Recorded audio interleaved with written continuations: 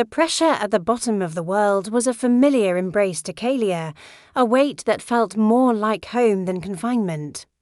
Her tail, the color of abalone and moonlight, propelled her through the black canyons where the sun's fingers had never touched. She was a deep-song mermaid, a keeper of the old tales, and she was searching for a story everyone else believed was a myth, the lost city of Atlantis. Her grandmother's stories were her map. "It is not a city of ruins, child," the old mermaid had whispered, her voice like the shifting of continental plates. "It is a city of silence. Sleeping under a dome of its own sorrow, you will not find it with your eyes. But with your heart, listen for the song that has no sound." For cycles of the moon, Kaelia had searched. She had followed the cold currents that flowed from the north and traced the volcanic vents that breathed fire into the water. She had seen wonders that would have made the shore dwellers weep, forests of glass sponges, leviathans that glowed with their own constellations, canyons that plunged into the planet's heart, but no lost city. Doubt was beginning to cloud her mind like silt when a storm far above churned the depths.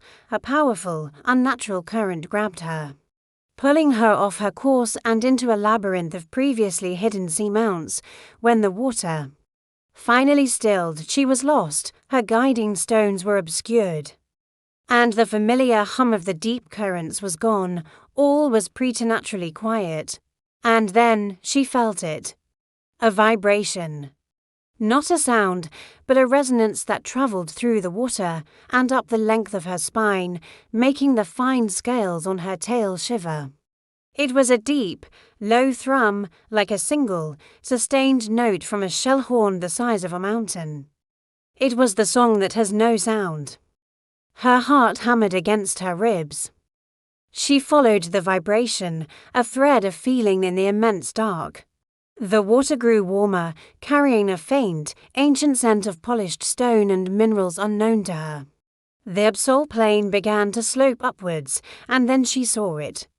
It was not a ruin. A colossal, crystalline dome arched into the darkness, so vast its edges melted into the blackness. It was not transparent, but opalescent, shimmering with a soft, internal light that hinted at the glory it contained.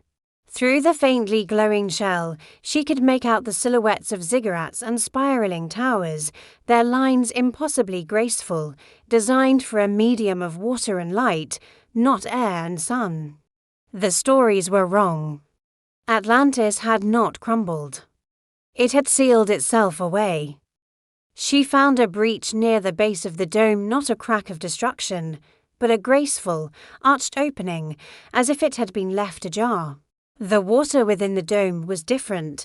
It was still, heavy, and thick with memory. She passed through the gate and into the city, her breath caught, broad avenues, paved with mother of pearl, fanned out between structures carved from luminous white stone and inlaid with orichalcum that pulsed with a soft golden light. Statues of beings both mere and human-like stood guard at every corner, their faces etched with a profound and sorrowful wisdom. Towers were adorned with intricate carvings of leaping dolphins, coiled tentacles, and constellations unknown to the surface world. It was a city frozen not in time, but in a moment of perfect preservation. But the silence was absolute. No click of crustaceans, no echo of distant whales, no rush of currents. It was the silence of a tomb. She drifted into a grand circular plaza. In its center stood a magnificent obelisk, and at its base, a single figure was seated on a throne of coral and pearl. Kaelia approached, her tail moving in slow, reverent strokes. It was a merman, or something like one. His form was grander, his scales bore more metallic hues, and a crown of intricate metalwork sat upon his brow. But he was made of the same luminous stone as the statues. Not a fossil, but a being perfectly transformed, his eyes closed as if in peaceful slumber. In his hands he held a large, closed conch. The resonance was strongest here. It was emanating from the conch, Her grandmother's words echoed in her mind. Listen for the song that has no sound. This was the source. The last act of a king or a keeper to preserve his city not from destruction, but from oblivion. He had not fought the cataclysm, he had transmuted it. He had turned his entire city, and himself, into a permanent record, a symphony etched in stone and energy, waiting for a listener. Trembling, Kaelia reached out, her fingertips, webbed and delicate, brushed against the cold, stony surface of the conch. A vision exploded behind her eyes. She saw Atlantis in its prime. A breathtaking metropolis where Merfolk and the strange, graceful air breathers who had built it lived in harmony.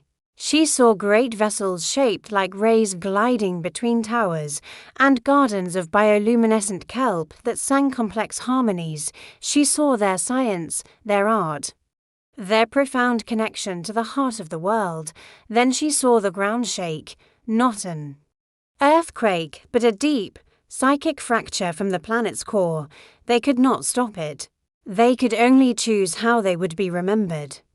In a final, desperate act of magic and technology, the king had used the city's core energy to enact the Great Stillness.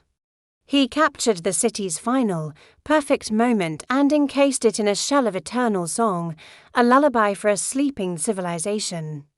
The vision faded. Kaelia was back in the silent plaza, her tears mixing with the ancient water.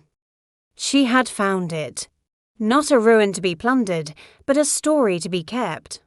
A library of one perfect moment. She did not take a relic. She did not mark the way. She simply bowed to the Stone King, her heart full of a sorrow and a wonder so vast it felt like the ocean itself. She turned and left the dome, the silent song thrumming in her bones. She now carried a new tale, the truest one. Atlantis was not lost. It was waiting. And she, Kaelia the deep song Mermaid, would be its voice. She would sing the silent song to any who would listen. A lament and a lullaby for a city that chose to dream forever at the bottom of the sea, the end. Thank you for watching, and please don't forget to like, share and subscribe.